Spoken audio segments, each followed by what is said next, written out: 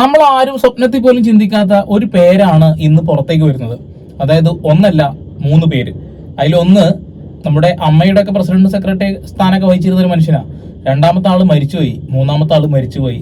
കൃത്യമായിട്ട് നുണ പറയുന്നതല്ല ഈ വീഡിയോ. കാരണം ആ ഒരു പെൺകുട്ടി വിതുമ്പിക്കൊണ്ട് അവരുടെ അവസരങ്ങൾ തട്ടിക്കളഞ്ഞത് ചോദ്യം ചെയ്തുകൊണ്ടാണ് പറയുന്നത്. അതൊന്ന് കേൾക്കാദ്യം. കാരണം എന്തുകൊണ്ടാ? ഞാൻ ഒരു പെൺകുട്ടിയായി പോയതുകൊണ്ട്. ഒത്തിരി പറയാനുണ്ട്. ഇതിലിപ്പം ഇടവേള ബാബു, എന്താ പറയാ, മാമുക്കോയ് അങ്കിൾ അദ്ദേഹം മരിച്ചു, പിന്നെ ഹരിഹരൻ സാർ അദ്ദേഹം മരിച്ചു.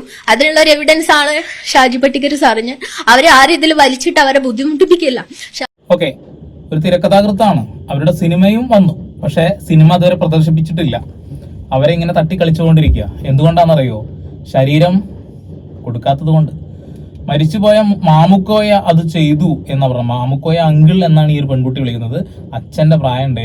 ശരിക്കും പറയണമെന്നുണ്ടെങ്കിൽ മരിച്ചുപോയ ഒരാളെ കുറിച്ചിട്ട് പറയുമ്പോൾ അത് എത്രത്തോളം ശരിയാണെങ്കിലും തെറ്റാണെങ്കിലും പറയുമ്പോൾ നമുക്കൊരു ബുദ്ധിമുട്ടുണ്ട്. എന്നിരുന്നാൽ കൂടി ഈ ഒരു പെൺകുട്ടിക്കുണ്ടായ ഒരു അനുഭവം അതൊരിക്കലും നുണയാവണമെന്നില്ലല്ലോ, സത്യമാവാനാണ് സാധ്യത, അല്ലെ? അവർ കൃത്യമായിട്ട് ഈ വിഷയത്തെ കുറിച്ച് പറയുന്നു. പല ആളുകളും ആഗ്രഹിക്കുന്നത് എന്താ വെച്ചാൽ ആളുകളുടെ പേര് പറയട്ടെ എന്നാ. പേരുകൾ പറയുമ്പോൾ പല ആളുകളുടെയും വിഗ്രഹങ്ങള് അതിങ്ങനെ ഉടഞ്ഞു വീഴുകയാണ് എന്ന് പറയുമ്പോഴാണ്. ഇടവേള ബാബു സിനിമയിൽ നിങ്ങൾക്ക് അവസരം കിട്ടണമെങ്കിൽ ശരീരം തന്നാൽ മതി, അല്ലാത്ത പക്ഷം പണം നൽകേണ്ടി വരും. എന്തൊരവസ്ഥ! ഒന്ന് കേട്ടു നോക്ക്. ശരിക്കും ഞെട്ടിത്തരിച്ചിരിക്കുകയാണ് ഞാൻ ഈ ഒരു വാർത്ത കണ്ടപ്പോ. നിൽക്കുന്നത് കൊണ്ട് തന്നെയാണ് ഞാൻ എന്റെ സിനിമ രാത്രി ഇരുന്നിട്ട് എഴുതും. പകല് ജോലി കഴിഞ്ഞിട്ട് രാത്രി ഇരുന്ന് എഴുതിയ സ്ക്രിപ്റ്റാ. അതിന് എനിക്ക് കഴിവുണ്ടായിട്ടും എന്താ പറയാ, ശരീരം വേണമെന്ന്. ഇപ്പൊ അമ്മ സംഘടനയുടെ ഒത്തിരി ആൾക്കാർ ഇരിക്കുന്നു. ഇടവേള ബാബു കറക്റ്റ് ഞാൻ പറഞ്ഞു തരാം. അദ്ദേഹം എന്നോട് പറഞ്ഞ ശരീരത്തെക്കുറിച്ചുള്ള കാര്യങ്ങൾ തന്നെയാണ്. അഡ്ജസ്റ്റ്മെന്റ് ഉണ്ടെങ്കിൽ അമ്മയിൽ കയറുകയും ചെയ്യാം. 1.5 ലക്ഷം രൂപയൊന്നും വേണ്ട, അല്ലെങ്കിൽ ക്യാഷ് അടച്ചിട്ട് കയറണം. അന്ന് 2018 ഞാൻ വാക്കുതർക്കം ഉണ്ടായി. ഞാൻ പറഞ്ഞ സിനിമ എന്ന് പറഞ്ഞ ലാസ്റ്റ് പേര് ഇടവേള ബാബു എന്നല്ലല്ലോ, അങ്ങനെ പറഞ്ഞിട്ട് ഞാൻ തെറ്റി. ഓക്കെ, സിനിമ എന്ന പേര് ഇടവേള ബാബു അല്ല. അത് ആദ്യം തന്നെ പറഞ്ഞേക്കാം. ഒരു ക്യാമറയും ഒരു നല്ല തിരക്കഥയും ഒരു നല്ല പ്രൊഡ്യൂസറെയും കിട്ടിയാൽ നമുക്കും ചെയ്യാം സിനിമ. സിനിമയൊന്നും ആരുടെയും കുത്തകയല്ല, പക്ഷെ കുത്തകകളായി മാറുന്നു എന്നുള്ളതാ. സ്ത്രീകളെ ഇമാതിരി പറയാ വാക്കുകൾ, വളരെ മോശപ്പെട്ട വാക്കുകൾ വായിൽ വരുന്നത് പറയാതിരിക്കാനും കഴിയുന്നില്ല. ഇടവേള ബാബുവിനെ പോലെയുള്ള ആളുകളൊക്കെ ഇത് തന്നെയാണോ ചെയ്തുകൊണ്ടിരിക്കുന്നത്? പല ആളുകൾക്കെതിരെ, മുകേഷിനെതിരെയും ഇപ്പൊ ആരോപണം വന്നിട്ടുണ്ടല്ലോ. പല ആളുകൾക്കെതിരെയും മോശപ്പെട്ട ആരോപണങ്ങൾ വരുന്നു. അതിൽ മരിച്ചുപോയ 2 പേരുടെ പേര്, ഹരിഹരന്റെയും അതുപോലെ തന്നെ മാമുക്കോയുടെയും പേര് വന്നപ്പോൾ സത്യം പറഞ്ഞു കഴിഞ്ഞാൽ ശരിക്കും ഞെട്ടിപ്പോയി. ഇവരൊന്നും നമ്മൾ സ്വപ്നത്തിൽ പോലും അങ്ങനെ ചിന്തിച്ചിട്ട് പോലുമില്ല. ശേ, മുഴുവനായിട്ടൊന്ന് കേൾക്കാം എന്തായാലും. അങ്ങനെ വേഷങ്ങൾ ചെയ്തു. ഷാജിക്കൊടിയൻ അങ്കിളാന്ന് തോന്നുന്നു ആ സ്ക്രിപ്റ്റ്. പുള്ളിക്കാരൻ ഏകദേശം നല്ല രീതിയല്ലാത്ത രീതിയിൽ തന്നെയാണ് സംസാരിച്ചിട്ടുള്ളത്. ഇന്ന് ഞാനിപ്പോ ഇതൊക്കെ പറയാൻ കാരണം എന്ന് വെച്ച് കഴിഞ്ഞാല് എന്റെ ഈ ഒരു ഏജ് വരെ, ഇപ്പം കല്യാണം കഴിഞ്ഞിട്ട് 7 മാസമായി. എന്റെ ഒരുപാട് ആഗ്രഹങ്ങളുണ്ട്. അഭിനയിക്കാനും എഴുതാൻ ഒക്കെ ഉള്ള ഒരു ത്രെഡ് എന്നാലും എനിക്ക് കഴിവുണ്ട്. പക്ഷെ വിളിക്കുന്നവരെല്ലാം ഈ ശരീരം വേണം എന്നുള്ള രീതിയിലാണ്. കൊടിയൻ എഴുതിയ ഒരു സിനിമ, ആ സിനിമയിൽ അഭിനയിക്കാൻ അവസരം കിട്ടി, അഭിനയിച്ചു. ആ കഥ എഴുതിയ ആളും വളരെ മോശപ്പെട്ട രീതിയിൽ ശരീരം ഡിമാൻഡ് ചെയ്തു എന്നാണ് പറയുന്നത്. ഓക്കെ, ഒരാള് ഈ ഒരു വാർത്തയുടെ അടിയിലിട്ടൊരു കമന്റ് ഇപ്പൊ നിങ്ങൾ സൈഡിൽ കാണും. ഇവളോടൊക്കെ എങ്ങനെ ഇവന് തോന്നി എന്ന് പറഞ്ഞുകൊണ്ടാണ് ഒരുത്തിന്റെ കമന്റ്. ഒന്നാലോചിച്ചു, അമ്മയെയും പെങ്ങളെയും തിരിച്ചറിയാത്ത ഇങ്ങനെ കുറെ ആളുകൾ ഉണ്ട് നമ്മുടെ കൂട്ടത്തിൽ എന്നുള്ളതാണ്. ഓക്കെ, ഈ ഒരു സമയത്തും അതാണല്ലോ ചോദിക്കാൻ. ഇവര് കൃത്യമായിട്ട് അതിനുള്ള മറുപടി കൊടുക്കുന്നുണ്ട്. അതായത് സിനിമയിൽ എല്ലാ സീനുകളും ഷൂട്ട് ചെയ്തു കഴിഞ്ഞു. ഈ സിനിമയിൽ നിങ്ങളെ ഇനി കാണണമെങ്കിൽ എന്ത് ചെയ്യണം? ഒന്ന് കിടന്നു തരണം. അത് തയ്യാറാണെങ്കിൽ മാത്രം നിങ്ങൾക്ക് ആ സിനിമ ഷൂട്ട് കഴിഞ്ഞതാ, നിങ്ങൾ അതിലുണ്ടാവും എന്ന് പറഞ്ഞു. അതിനുള്ള മറുപടി കൊടുത്തിട്ടുണ്ട്. അപ്പൊ ഞാൻ പറഞ്ഞു വന്നത്, ഇപ്പം ഹരിഹരൻ സാറ് ഞാൻ അഭിനയിച്ച് 3ാമത്തെ ദിവസമായപ്പോ, 2ഓ 3ാമത്തെ ദിവസമാണ്, അത് കറക്റ്റ് ഓർക്കുന്നില്ല. അന്ന് രാത്രി സാർ എന്നെ വിളിച്ചിട്ട് പറഞ്ഞു, നമ്മളെ മഹാറാണിയുടെ ഓപ്പോസിറ്റ് റൈറ്റ് ഇങ്ങനെ പോകും, ഇവിടുന്ന് ഇങ്ങനെ പോവുകയാണെങ്കിൽ റൈറ്റ് സൈഡായിട്ട് അതേപോലെ തന്നെ ഒരു ലോഡ്ജോ എന്തോ റെസ്റ്റോറന്റ്, അവിടേക്ക് വരണം എന്ന് പറഞ്ഞു. അതിപ്പോ ഞാൻ ഈ കാണുന്ന പ്രേക്ഷകർക്ക് പറഞ്ഞു തരേണ്ട ആവശ്യമില്ല എന്തിനാണ് ആ സാറ് വിളിച്ചത്. കാരണം എന്റെ അച്ഛനേക്കാളും പ്രായം ഉണ്ടായിരിക്കാം, അല്ലെങ്കിൽ ആ ഏജ് ആയിരിക്കും. എനിക്ക് സങ്കടം വരിക എപ്പോഴും പറയുമ്പോ. അപ്പൊ എന്റെ അടുത്ത് പറഞ്ഞു, നീ വന്നിട്ടില്ലെങ്കിൽ എന്റെ സീന് കട്ട് ചെയ്യും. ഓക്കെ, അങ്ങനെയുണ്ട്. ആ പെൺകുട്ടി വിതുമ്പിക്കൊണ്ടാണ് സംസാരിക്കുന്നത്. 7 മാസമായിട്ടുള്ള കല്യാണം കഴിഞ്ഞിട്ട്. അപ്പൊ ഇങ്ങനെയുള്ള കാര്യങ്ങളൊക്കെ തുറന്നു പറയുമ്പോൾ അതിൻ്റെതായിട്ടുള്ള വിഷമങ്ങളും കാര്യങ്ങളും ഉണ്ടാവും. കാരണം വീട്ടുകാരെ അറിയാത്തൊരു വിഷയമാണ്, അതിപ്പോൾ ജനങ്ങൾ അറിയുകയാണ്. അപ്പൊ കൃത്യമായിട്ട് പിണറായി വിജയൻ ഒരു കാര്യം പറഞ്ഞിട്ടുണ്ട്, കൃത്യമായി ആർക്കെങ്കിലും പരാതി ഉണ്ടെങ്കിൽ വന്നാൽ ഞാൻ പരാതി സ്വീകരിക്കുന്നു. ഇടവേള ബാബുവിനെതിരെ ഇനിയിപ്പോൾ ജീവിച്ചിരിപ്പോൾ ഇടവേള ബാബു ഉള്ള ഈ പെൺകുട്ടിയെ ഉപദ്രവിക്കാൻ അല്ലെങ്കിൽ സംസാരിച്ചത് ആ രീതിയിൽ വഴങ്ങിത്തരാൻ ആവശ്യപ്പെടുന്നത് തെറ്റ് തന്നെയാണ്. ഒരു പെൺകുട്ടിയെ ഇമാതിരി ഡയലോഗുകൾ പറയുന്നത് തെറ്റ് തന്നെയാണ്, അല്ലെ? അപ്പൊ അയാൾക്കെതിരെ കേസ് എടുക്കുമോ എനിക്കറിയില്ല. കാരണം തിലകൻ തന്നെ മുന്നേ പറഞ്ഞിട്ടുണ്ട്, അതായത് എന്നെ പുറത്താക്കിയ സമയത്ത് സർക്കാരിനോട് ഞാൻ ആവശ്യപ്പെട്ടു, ഇത് തൊഴിൽ മേഖലയിൽ നടക്കുന്ന ചൂഷണമാണ്, എന്നെ ഹെൽപ്പ് ചെയ്യണം എന്ന് ചോദിച്ചപ്പോൾ പിണറായി വിജയൻ സപ്പോർട്ട് ചെയ്തില്ല എന്നാണ് പറഞ്ഞത്. കൊടി പിടിക്കുന്ന കമ്മ്യൂണിസ്റ്റുകാരനായിട്ട് പോലും അദ്ദേഹത്തിന് അത് സംഭവിച്ചു എന്നുള്ളതാണ്. ഓക്കെ, എന്നിട്ട് ഞാൻ ഒരു തുള്ളി കണ്ണീര് പോലും വീട്ടാതെ ഞാൻ നല്ല ശക്തിയായിട്ട് പറഞ്ഞു, ഞാൻ വരില്ല, എന്റെ സീന് നിങ്ങൾ കട്ട് ചെയ്തോ, എനിക്ക് വിധിയില്ല എന്ന് ഞാൻ വിചാരിച്ചോളാം. അത് കട്ട് ചെയ്തിട്ട് ഞാൻ സത്യം പറയാൻ നമ്മൾ തമാശ പറയില്ലേ എരുമ മൂങ്ങുന്നൊക്കെ, അതുപോലെ കിടന്ന് കരഞ്ഞ ഞാൻ ഷാജി പട്ടിക്കര സാറെ വിളിച്ചിട്ട് പറഞ്ഞു. അപ്പോഴാണ് സാറ് ഇത് അറിയുന്നത്. അപ്പൊ ഞാൻ പിറ്റേന്ന് ലൊക്കേഷനിൽ പോയപ്പോ അവിടെയൊക്കെ എനിക്ക് അതിന്റെ ഒരു ഇത് മനസ്സിലായി, പ്രശ്നങ്ങള്. പക്ഷെ എന്നോട് പിന്നീട് ഒന്നും പറഞ്ഞിട്ടില്ല. ഞാൻ ആ സിനിമയിൽ അഭിനയിക്കുകയും ചെയ്തു. ഓക്കെ, അറിയിക്കേണ്ട ആളുകളെയൊക്കെ അറിയിച്ചപ്പോ എന്തുണ്ടായി? അത് ലൊക്കേഷനിൽ വരെ എത്തി. പിന്നെന്തുണ്ടാവും? ഇനി ഇവരെ മാറ്റിയാലോ സിനിമയിൽ നിന്ന് എടുത്തു കളഞ്ഞാലോ പണി കിട്ടും എന്ന് മനസ്സിലാക്കിയപ്പോൾ മിണ്ടാണ്ട് ആ സിനിമയിൽ അവർ വന്നു. പക്ഷെ ആ സിനിമ റിലീസായിട്ടില്ല. അവാർഡുകൾക്ക് വേണ്ടി അയക്കുന്ന സിനിമയാണ്, ആ സിനിമക്ക് അവാർഡ് കിട്ടി എന്നൊക്കെ പറഞ്ഞ് റിലീസ് ചെയ്യില്ല എന്ന് പറഞ്ഞ് അങ്ങോട്ടും ഇങ്ങോട്ടും തട്ടിക്കളിച്ച് റിലീസ് ചെയ്തിട്ടില്ല എന്ന് പറഞ്ഞു. പടത്തിന്റെ പേരൊന്നും ഇവര് പറഞ്ഞിട്ടില്ല. അപ്പോൾ ഒരു തിരക്കഥ എഴുതുന്ന ആളാണ്.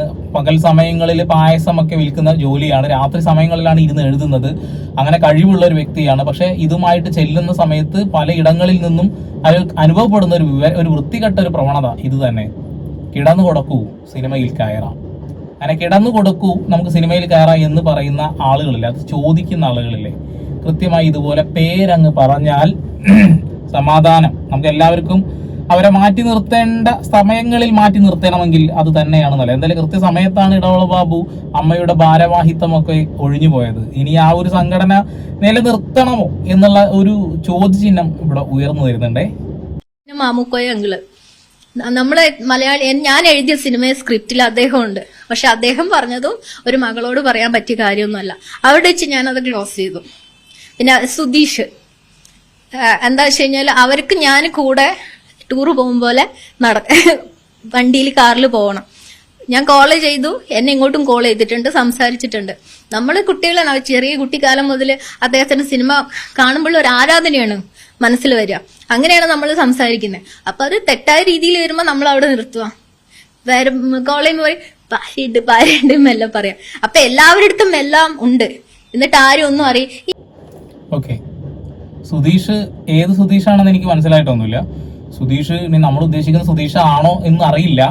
എന്നിരുന്നാലും അറിയാത്തത് കൊണ്ട് പറയണ്ട. എന്തായാലും ഇവര് ചെറുപ്പം മുതലേ കാണുന്ന നടന്മാരൊക്കെ അടുത്തേക്ക് ചെല്ലുമ്പോ ആ സുന്ദരമായ മുഖം, ആ സുന്ദരമായ സ്വഭാവം സിനിമയിൽ കാണുന്നതല്ല. അകത്തേക്ക് ചെല്ലുമ്പോൾ ഇവരെല്ലാം വികൃതമായ മുഖമുള്ള ആളുകളാണ്. സെക്സിന് വേണ്ടിയിട്ട് ദാഹിക്കുന്ന രാക്ഷസന്മാരായിട്ടുള്ള ആളുകളാണ് എന്നുള്ളതാണ്. ഈ ശരിക്കും സങ്കടം വന്നത് വെച്ചാൽ മാമുക്കോയ ചേട്ടൻ ഇങ്ങനെ ചെയ്തു എന്ന് പറയുമ്പോൾ എനിക്കതുകൊണ്ട് ആക്സെപ്റ്റ് ചെയ്യാൻ കഴിയുന്നില്ല. അങ്ങനെ നമ്മൾ ഈ സിനിമയിൽ കാണുന്നതും ഇന്റർവ്യൂകളിലും കാണുന്നതും അല്ലാത്ത ഒരു ഭീകരമായിട്ടുള്ള മുഖം ഇവർക്കൊക്കെ ഉണ്ട് എന്ന് പറയുമ്പോൾ സത്യം പറയാച്ചിട്ടുണ്ടെങ്കിൽ എനിക്കാകണ്ട് തരിച്ചുപോയി. സത്യം, അയാളെ ഭയങ്കര ഇഷ്ടമുള്ള ഒരു ആളായിരുന്നു ഞാൻ. മരിച്ചുപോയി. അയാളുടെ പഴയ ക്യാരക്ടേഴ്സും പഴയ സിനിമകളൊക്കെ മനസ്സിൽ ഇങ്ങനെ ഓടി നടക്കുന്നത്. സത്യം ശരിക്കും വിഷമമായിട്ടോ അത് കേട്ടപ്പോ. നമ്മള് വന്ന് വാതിൽ മുട്ടോ അങ്ങനെ പ്രശ്നം ഉണ്ടായിട്ടില്ല. എന്നോട് ഇപ്പൊ സാറ് പറയാണ് ഇങ്ങനെ ഒരു കാര്യമുണ്ട്, അപ്പൊ എനിക്ക് താല്പര്യമില്ല, ഞാൻ അപ്പം പറയണം. അല്ലാതെ ഞാൻ വലിയ നടിയായി പ്രശസ്തി നേടി എല്ലാം ഇത് പറയേണ്ടത്. നമുക്ക് സ്റ്റാർട്ടിങ് എപ്പോഴാണോ അപ്പൊ ഒരു പെണ്ണ് നട്ടലോട് തന്റെ അടുത്തോട് പറയണം എനിക്ക് പറ്റൂല എന്ന്. അങ്ങനെ എത്ര പേര് പറയുന്നുണ്ട്. അതുകൊണ്ടാണ് എന്നെ പോലുള്ള ഒരു ആർട്ടിസ്റ്റ് ഇതുവരെ ഒരു സിനിമയിൽ മര്യാദയ്ക്ക് വരാണ്ടിരുന്നത്. എന്റെ സിനിമ സ്ക്രിപ്റ്റ് ഞാൻ എത്ര കഷ്ടപ്പെട്ട് എഴുതിയ, എന്തുകൊണ്ട് ഈ ലോകത്ത് വരാണ്ടിരുന്നത്? അവര് വളരെ ഇമോഷണലാണ്. അവരെ തല്ലി തകർത്തുകൊണ്ടിരിക്കുന്ന ഇടവേള ബാബു ഇപ്പോഴും ജീവിച്ചിരിപ്പുണ്ട് കേട്ടോ. അയാളൊക്കെ എന്താ പറയണ്ട്. മമ്മൂട്ടിയൊക്കെ ഇതിനെ എന്ത് രീതിയിലാണ് കാണുക? മമ്മൂട്ടി പറയുന്നത് വെച്ചാൽ ഈ ചിന്ന ഭിന്നമായി പോവരുത് അമ്മായി എന്ന സംഘടന. അമ്മായി എന്ന സംഘടന ചിന്ന ഭിന്നമാക്കിയിട്ട് മാമായി എന്ന സംഘടന ആക്കി പേര് മാറ്റി, അത്രേ ഉള്ളൂ. ശരിക്കും വളരെ മോശം, വളരെ മോശം. അതിന്റെ ഭാരവാഹി വെറും ഭാരവാഹി മാത്രമല്ല, അതിന്റെ വലിയ ഉണ്ടയായിരുന്നു. ഏതൊരു ഇന്റർവ്യൂവിൽ ഞാൻ കണ്ടിട്ടുണ്ട്, എന്താണ് മമ്മൂട്ടി മോഹൻലാൽ അടക്കം ഓച്ചാരിച്ച് നിൽക്കണം ഇടവേള ബാബുവിന്റെ മുന്നിൽ. അതിന്റെ പ്രസിഡന്റും സെക്രട്ടറി ഒക്കെ പറഞ്ഞ വലിയ എന്തോ തേങ്ങാക്കൊലയാണെന്നാ പറയുന്നത്. ഇപ്പൊ എന്താണ് സ്ത്രീകളോടുള്ള സമീപനം എങ്ങനെയുണ്ട്? മമ്മൂട്ടി ഇതിനൊക്കെ കൃത്യമായിട്ട് മറുപടി പറയണമെന്നാണ് എനിക്ക് പറയാനുള്ളത്. കാരണം അമ്മ ഒരിക്കലും അമ്മ എന്ന അസോസിയേഷൻ പിരിച്ചുവിടരുന്ന് പറഞ്ഞു. അതേപോലെ വേറൊരു പെൺകുട്ടി കുറച്ചു കാലം മുമ്പ് ആളുടെ പേരടക്കം എടുത്ത് പറഞ്ഞിട്ടും അയാൾ ഇപ്പോഴും സിനിമയിലാ. അതൊന്ന് കേൾക്കുക. പേര് കേൾക്കാത്തതല്ലേ ജനങ്ങളെ കുഴപ്പം, പേരൊക്കെ കേട്ടോ. എന്റെ പേര് അർച്ചന പത്മിനി എന്നാണ്. ഞാൻ വളരെ ചെറിയ റോളുകളൊക്കെ സിനിമയിൽ ചെയ്തുകൊണ്ടിരിക്കുന്ന ഒരാളാണ്, അസിസ്റ്റ് ചെയ്യുന്ന ഒരാളാണ്. WCC ഫിലിം ഫെസ്റ്റിവൽ എടുത്ത് ക്യൂറേറ്റ് ചെയ്യുകയും ചെയ്തിരുന്നു. എന്റെ ഒരു എക്സ്പീരിയൻസ് എനിക്ക് പറയണം. നിങ്ങൾ എന്തുകൊണ്ട് നിങ്ങൾ പറയുന്നില്ല അല്ലെങ്കിൽ പരാതി കൊടുക്കുന്നില്ല എന്നൊക്കെ പറയുമ്പോഴേ, ഞാനൊരു പരാതി കൊടുത്തിട്ടുണ്ടായിരുന്നു ഫെഫ്കയിൽ. ശ്രീ ബി ഉണ്ണികൃഷ്ണൻ എന്ന് പറയുന്ന അദ്ദേഹമാണ് എന്റെ പരാതി സ്വീകരിച്ചിട്ടുള്ളത്. ഇതുവരെ ഒരു അഡ്രസ്സും അതിന്റെ പേരിലില്ല. മമ്മൂട്ടി അഭിനയിച്ചിട്ടുള്ള പുള്ളിക്കാരൻ സ്റ്റാർ എന്ന് പറയുന്ന സിനിമയ്ക്കകത്ത് എനിക്കുണ്ടായ വളരെ മോശപ്പെട്ട ഒരു അനുഭവം. ഷെറിൻ സ്റ്റാൻഡി എന്ന് പറയുന്ന ഒരു പ്രൊഡക്ഷൻ കൺട്രോളർ, അതിൽ ഇപ്പോഴും സിനിമയിൽ വർക്ക് ചെയ്തുകൊണ്ടിരിക്കുന്നുണ്ട്. ഓക്കെ, ഇപ്പോഴും സിനിമയിൽ സജീവമായിട്ട് വർക്ക് ചെയ്യുന്ന ഒരാള്, അയാൾക്കെതിരെ ഇയാൾ മോശപ്പെട്ട രീതിയിൽ പെരുമാറിയപ്പോ ഫെഫ്കക്ക് കംപ്ലൈന്റ് കൊടുത്തു. ഫെഫ്ക മിണ്ടിയില്ല. ബി ഉണ്ണികൃഷ്ണൻ ഇങ്ങനെ പറഞ്ഞിരിക്കുക. സത്യം ഞാൻ പറയട്ടെ, ഇപ്പൊ നിങ്ങൾ ആദ്യ വീഡിയോ കണ്ടില്ലേ, ആ വീഡിയോയിൽ പറയുന്നത് പോലെ പേരെടുത്ത് പറയാൻ നിങ്ങൾക്ക് എന്തിനാണ് ഇത്ര ഭയം? ഈ ഭയം ഉള്ളിടത്തോളം കാലം നിങ്ങൾക്ക് നീതി ഒന്നും കിട്ടാൻ പോണില്ല. പേര് കൃത്യമായിട്ട് പറയാ. പിണറായി വിജയൻ എന്ത് പറഞ്ഞു? മുഖ്യമന്ത്രി എന്താ പറഞ്ഞിട്ടുള്ളത്? ആളുകളുടെ പേരും കാര്യങ്ങളും പറഞ്ഞ് നിങ്ങളുടെ കംപ്ലൈന്റ് രേഖാമൂലം തരികയാണെങ്കിൽ സ്വീകരിക്കും, നടപടി എടുക്കുന്നു. നടപടി എടുത്തിട്ടില്ലെങ്കിൽ പിന്നെ നമുക്ക് വേറെ കളി കളിക്കാലോ. കോടതിയിലൊക്കെ കയറി ഇറങ്ങാനുള്ള കളികൾ നമ്മളെ കയ്യിലില്ലേ, അത് ചെയ്യുക. ഇത് വളരെ മോശമാണ്. ഈ ഒരു പെൺകുട്ടി എന്തുകൊണ്ട് പരാതിപ്പെട്ടില്ല എന്നുള്ള ചോദ്യത്തിനുള്ള മറുപടിയും കൂടി കേൾക്കാം. പോലീസ് പരാതി കൊടുത്തിട്ടില്ല. വീണ്ടും ഒരു വെർബൽ റേപ്പിന് എനിക്ക് കടന്നു പോകാൻ പറ്റാത്തതുകൊണ്ട്, അല്ലെങ്കിൽ അത്തരം മോശപ്പെട്ട അനുഭവങ്ങളിലൂടെ കടന്നു പോകാൻ പറ്റാത്തതുകൊണ്ട് ഞാൻ പോലീസിൽ പോയില്ല. ഇല്ല, ഐ ഡോണ്ട് നോ. ഞാൻ വളരെ ഇൻഡിപെൻഡന്റ് സിനിമകളൊക്കെ ബന്ധപ്പെട്ട് വർക്ക് ചെയ്യുന്ന ഒരാളാണ്. എനിക്ക് ഈ ഇൻഡസ്ട്രിയുടെ സ്വഭാവങ്ങൾ അധികം അറിയില്ല. അപ്പോൾ ഇവര് സംസാരിക്കുന്നു, ഇവര് നീതി തരുന്നു എന്ന് പറയുന്നു. ഇപ്പൊ റേപ്പിസ്റ്റിന്റെ കൂടെ നീതി എന്ന് പറയുന്ന സിനിമ ചെയ്യാൻ പോകണമെന്നാണ് ഞാൻ കേൾക്കുന്നത്. എനിക്കറിയില്ല. എനിക്ക് എന്റെ ജീവിതത്തിൽ ഒരുപാട് കാര്യങ്ങൾ ചെയ്യാനുണ്ട്. ഈ ഊളകളുടെ പുറകെ നടക്കാൻ സൗകര്യമില്ല. തീർച്ചയായിട്ടും ഈ ഊളകളുടെ പിറകെ നടക്കാൻ സമയമില്ല. സല്യൂട്ട്. മുഖം നോക്കി അടിച്ച് തിരികണം, പല്ലൊക്കെ പുറത്തേക്ക് വരണം. കുറെ തന്തപ്പിടികളാണ് നിങ്ങളെ ബുദ്ധിമുട്ടിക്കുന്നത്. തന്തപ്പിടികൾ അങ്ങനെ തന്നെ പറയാം. എല്ലാ തന്തപ്പിടികളുടെ മുഖം നോക്കി കരണം നോക്കി ഒന്ന് കൊടുത്ത് വനിതാ കമ്മീഷനിൽ കേസും കൊടുത്ത് ഒക്കേനും ജയിലിൽ കൊണ്ടുപോയിടുക. ഇവിടെ വലിയ മാഫിയ ഉണ്ട്, തേങ്ങാക്കൊല ഉണ്ട് എന്നൊക്കെ പറയുന്നില്ലേ, അവരെ ഒക്കെ അങ്ങ് അടങ്ങി മൂലയിൽ പോയി ഇരിക്കും. ഒരു സംശയവും വേണ്ട. അമ്മ എന്ന സംഘടന പിരിച്ചു വിടേണ്ട സമയം അതിക്രമിച്ചിരിക്കുന്നു. ഒരു മോഡലായിട്ടുള്ള ഒരു പെൺകുട്ടിക്കുണ്ടായ ഒരു അനുഭവമുണ്ട്, അതൊന്ന് കേൾക്കും. അങ്ങനെയുള്ള നമ്മുടെ ശരീരത്തിൻ്റെ ന്യൂഡ് പിക്ചേഴ്സ് കണ്ടാൽ മാത്രമാണ് അവർക്ക് ഇത് സെലക്ട് ചെയ്യാൻ പറ്റുള്ളൂ എന്ന് പറഞ്ഞു. അവർക്ക് മാർക്ക് ഇടണം, എത്ര ഷേപ്പ് നോക്കണം, അങ്ങനെയൊക്കെയാണ് പറഞ്ഞത്. എന്നോട് ഓപ്പണായിട്ട് പറഞ്ഞു. ഇൻസ്റ്റാഗ്രാമിലേക്ക് അടിച്ചിട്ടുണ്ടായിരുന്നു, ഫോൺ ചെയ്തിട്ടും പറഞ്ഞിട്ടുണ്ടായിരുന്നു. ഫോൺ വിളിച്ച് ഇൻസ്റ്റാഗ്രാം വഴിയൊക്കെ ശരീരം പൂർണ്ണ നഗ്നയായിട്ടുള്ള ഫോട്ടോസ് കിട്ടിയാൽ മാത്രമാണ് നിങ്ങളെ സിനിമയിലേക്ക് എടുക്കാൻ കഴിയുമോ എന്ന് എനിക്ക് പറയാൻ കഴിയുമെന്ന്. ഈ പെൺകുട്ടികൾക്ക് ഞാൻ എന്ത് പറയണം? പോയി കേസ് കൊടുക്കണ്ടേ? ഇത് സോഷ്യൽ മീഡിയയിൽ ഇരുന്ന് ചർച്ച ചെയ്യുന്നതിന് മുന്നേ ലീഗലായി കേസ് കൊടുക്കുക, എന്നതിന് ശേഷം ചർച്ച ചെയ്തിരിക്കുക, ആളുടെ പേരും ഫോട്ടോയും കാര്യങ്ങളും ഒക്കെ പറയാം. അതാണ് ചെയ്യേണ്ടത്. അല്ലാതെ ഒക്കെ എല്ലാവരും പേടിച്ച് ഭയത്തിന്റെ മുൾമുനയിൽ ഉള്ളിൽ ഇങ്ങനെ ഇരിക്കുക, അതല്ല ചെയ്യേണ്ടത്. പ്രതികരിക്കൂ. നമുക്ക് ജീവിതം ഒന്നേ ഉള്ളൂ. നമ്മളെ ജീവിതം അതോടുകൂടി നശിച്ചു പോയാലും നാളെ ഒരു 100 പെൺകുട്ടികൾക്ക് ഈ അനുഭവം ഉണ്ടാവാതിരിക്കാൻ നമ്മൾ ചിലപ്പോൾ രക്തസാക്ഷിയാവേണ്ടി വരും. അത് ആർജവത്തോടു കൂടി ചെയ്യുക എന്നുള്ളതാണ്. ഒരു സംശയവും വേണ്ട. ഈ ഒരു കാര്യത്തിൽ മലയാളികൾ എല്ലാവരും നിങ്ങളുടെ കൂടെ ഉണ്ടാകും. സിനിമാ നടന്മാരുണ്ടാവും എന്നൊന്നും എനിക്കറിയില്ല. ഫെഡറേഷൻ അസോസിയേഷൻ ഒക്കെ കണക്കാ. ഫെഫ്കക്ക് കൊടുത്ത് കംപ്ലൈന്റ് കൊടുത്തിട്ട് പോലും കാര്യം ഉണ്ടായില്ല. അമ്മയുടെ ഭാരവാഹിയായിട്ടുള്ള ആളെന്നെ ഒരു പെൺകുട്ടിയെ പീഡിപ്പിക്കാൻ വേണ്ടിയിട്ട് അല്ലെങ്കിൽ പീഡിപ്പിക്കാൻ വേണ്ടിയിട്ടുള്ള പരിപാടികൾ ആഹ്വാനം ചെയ്യും. ഒന്ന് ആലോചിച്ച് നോക്കണേ. ഇത് കഴിഞ്ഞ് ഒരു പഴയ വീഡിയോ ആണ്, മഞ്ജു വാര്യർ ഇടയാക്കപ്പെട്ട പെൺകുട്ടിക്ക് വേണ്ടി സംസാരിച്ച ഒരു വീഡിയോ ഉണ്ട്, ഒന്ന് കേൾക്കാം. ഇപ്പോൾ ഇവിടെ ഇരിക്കുന്ന പലരെയും, ഞാനടക്കമുള്ള പലരെയും പല അർദ്ധരാത്രികളിലും പല അസമയങ്ങളിലും ഞങ്ങളുടെ വീടുകളിൽ സുരക്ഷിതരായി കൊണ്ടാക്കിയിട്ടുള്ള ഡ്രൈവർമാരുണ്ട്. അപ്പോൾ അതുകൊണ്ട് എല്ലാ സഹപ്രവർത്തകരെയും അങ്ങനെ കുറ്റം പറഞ്ഞിട്ട് കാര്യമില്ല. പക്ഷേ ഇതിന് പിന്നിൽ നടന്നിരിക്കുന്നത് ഒരു ക്രിമിനൽ ഗൂഢാലോചനയാണ്. ഈ ഒരു ഗൂഢാലോചനയ്ക്ക് പിന്നിൽ പ്രവർത്തിച്ചവരെ നിയമത്തിന് മുന്നിൽ കൊണ്ടുവരാൻ ഉള്ള പ്രവർത്തനങ്ങൾക്കെല്ലാം അങ്ങേയറ്റം പൂർണ്ണമായ പിന്തുണ നൽകുക എന്നതാണ് നമുക്കിവിടെ ചെയ്യാൻ കഴിയുക. WCC രൂപീകരിച്ചപ്പോൾ നടിയെ ആക്രമിച്ച സമയത്താണ്. ആ ഒരു സമയത്ത് 2017 ഇങ്ങനെ ഒരു WCC എന്ന് പറഞ്ഞ സംഘടന രൂപീകരണം സ്ത്രീകൾക്ക് വേണ്ടി തുടങ്ങിയതാണ്. പക്ഷേ തുടക്കത്തിൽ തലപ്പത്തിരുന്ന ആളാ ഇപ്പോ ഒടുക്കത്തിലുമില്ല, തലപ്പത്തുമില്ല, നടുക്കലുമില്ല, ആളെ കാണാനില്ല. ഇപ്പതാ ഈ ഒരു വിഷയം വന്നപ്പോ അത് ഒരു സ്ത്രീക്കെതിരെ ഉണ്ടായ അക്രമത്തിനെതിരെയാണ് എല്ലാവരും ഒരുമിച്ച് നിന്നത്. ഇപ്പൊ 62 സ്ത്രീകള് കേസ് കംപ്ലൈന്റ് കൊടുത്തിട്ടുണ്ട്. 62 സ്ത്രീകളല്ല, അതിന്റെ മുകളിൽ ഇനിയുമുണ്ട്. എന്നിട്ട് പോലും കമ എന്നൊരക്ഷരം ഹേമ കമ്മിറ്റി റിപ്പോർട്ടിനെ കുറിച്ചിട്ട് പറയാൻ ഇവർക്ക് കഴിഞ്ഞിട്ടില്ല. ഒന്ന് കാണാം. ഹേമ കമ്മിറ്റി റിപ്പോർട്ടിനെ കുറിച്ച് എന്തെങ്കിലും 2 വാക്ക് പറയാം. ഒരു പുറത്ത് വന്നിട്ടുണ്ട്.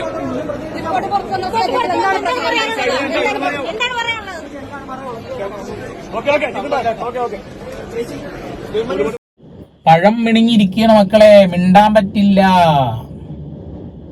ഇതാണ് അവസ്ഥ. സ്ത്രീകൾക്ക് വേണ്ടി സംസാരിക്കാൻ ഞങ്ങൾ മുന്നിലുണ്ട് എന്ന് പറഞ്ഞ് സ്ത്രീകൾക്ക് ഉണ്ടാവുന്ന അപമാനത്തെയും അപവാദത്തെയും ഒക്കെ മൈൻഡ് ചെയ്യാതെ പോവുക. എന്തെങ്കിലും ആലോചിച്ച് നോക്കുക. ഇപ്പൊ ഒരുപാട് സിനിമകളൊക്കെ കിട്ടി, പല ആളുകളും വളരെ മോശപ്പെട്ട കാര്യങ്ങളൊക്കെ പറഞ്ഞു, ഞാനൊന്നും പറയുന്നില്ല. എന്തായാലും ഇത് ശരിക്ക് പേരുകൾ കിട്ടാത്തായിരുന്നില്ല നിങ്ങളെ പ്രശ്നം. പേരുകൾ കിട്ടി തുടങ്ങിയല്ലോ. മരിച്ച ആളുകളുണ്ട്, ജീവിച്ചിരിക്കുന്ന ആളുകളുണ്ട്. തിലകൻ പറഞ്ഞതുപോലെ സത്യം അറിയുമ്പോൾ ഒരുപാട് വിഗ്രഹങ്ങൾ വീണുടയുന്നുള്ളതാണ്. വിഗ്രഹങ്ങൾ വീണുടയട്ടെ. ഉടഞ്ഞു വീഴേണ്ടത്, തകർന്നു വീഴേണ്ടത് തകർത്ത് എറിയുക തന്നെ വേണം. പേരുകൾ ചുണയുണ്ടെങ്കിൽ വിളിച്ചു പറയുക. അതുപോലെ തന്നെ ഇവിടെയുള്ള സൂപ്പർ സ്റ്റാറുകളോടടക്കം ഞാൻ പറയുന്നു, നിങ്ങൾ ഇതിൽ പങ്കാളികളല്ല, ഞങ്ങൾ അങ്ങനെയൊന്നും ചെയ്തിട്ടില്ല എന്നുണ്ടെങ്കിൽ അത് തുറന്നു പറയുക. അല്ലാത്ത പക്ഷം നിങ്ങളുടെ ഫാൻസ് തന്നെ നിങ്ങളെല്ലാവരെയും സംശയത്തിന്റെ മുൾമുനയിൽ ഇട്ട് അങ്ങോട്ടും ഇങ്ങോട്ടും ഇങ്ങനെ തട്ടിക്കളിക്കും. എനിക്കത്ര പറയാനുള്ളൂ. ഇത്രയും ദിവസമായിട്ട് ഈ ഒരു വിഷയം വന്നതിന് ശേഷം ഒരുപാട് നടന്മാരെ ആളുകൾ ആ ഒരു രീതിയിൽ കണ്ടുകൊണ്ടിരിക്കുന്നുണ്ട്. ഒരുപാട് ആളുകൾക്കെതിരെയുള്ള ശബ്ദങ്ങളും ഉയർന്നു വന്നുകൊണ്ടിരിക്കുന്നുണ്ട്. അപ്പോൾ നിങ്ങളല്ല അത് ചെയ്തത് എങ്കിൽ അത് തിരുത്തുക. ഞാൻ അത് ചെയ്തിട്ടില്ല എന്ന് പറഞ്ഞാൽ തന്നെ മതി. അല്ലാത്ത പക്ഷം ഇവിടെ സർക്കാർ ആ ആളുകളുടെ പേര് അല്ലെങ്കിൽ കോടതി ആ ആളുകളുടെ പേര് കൃത്യമായിട്ട് പുറത്തേക്ക് ഇടുക. കാരണം 1 കോടിയിൽ മുകളിലാണല്ലേ ഇതിന് ചെലവഴിച്ചിട്ടുള്ളത്. എന്റെയും നിന്റെയും അവന്റെയും എല്ലാവരുടെയും നികുതി പണം ഉപയോഗിച്ച് ഖജനാവിൽ നിന്ന് എടുത്ത പണം കൊണ്ടാണ് ഇങ്ങനെ ഒരു കാര്യം നടത്തുന്നത്.